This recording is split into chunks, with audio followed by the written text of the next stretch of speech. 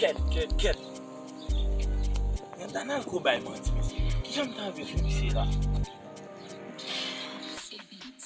Bon plan. Bon plan avek sou misi.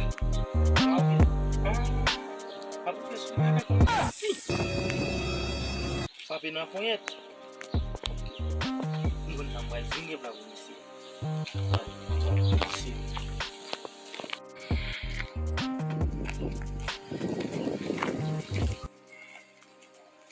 Oh, kwenye an pale de ou li? La ka fed mi? A pase mi? Oh, pose mi? Ok. O konen pase la mi? On me spiko nou mi. Bay hem ki be kwenye nou mi? Yo men, konen ma vini la men.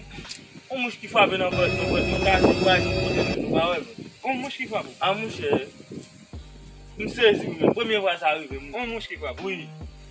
Bas nou ki te bagay sa? An pale de sa pase bay. Ou bay baso? Kwa avoye men, pwede map sota iti men.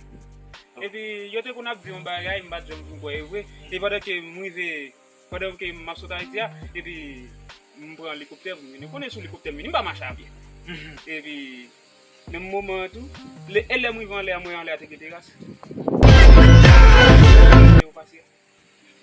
Kote helikopter, teras avyon an le, teras helikopter aviba. Ane di yon outan le a? An outan le a bas. An kite sa men, so konen pase men. Yo, yeswa, wade m ap dormi, mwen si moun bab. Wade m ap dormi men, mbliye fè men zi men. Mbliye fè men zi, mman an chak fè sa nou men. Ou biliye fè men? Oui. Oh. Las, nou kite bay sa. Nou bay sa. Ou kon baga an bon? Nou kite el men.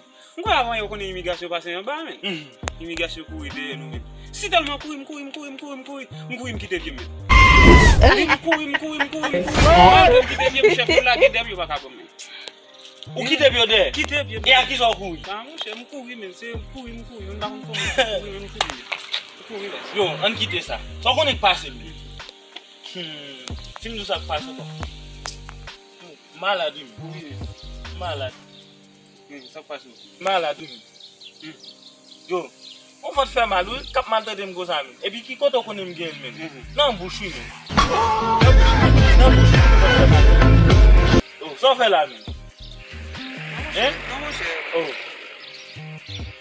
Ka mi se fè, aba mi chal fite. Mi se kon se bagay la men. Ki nek la mgo bagay, on fote fè mal nan bouch. Li ba akwen men. Ket, mi se ba akwen. Ge bagay ki to fote ou. Kaka voy.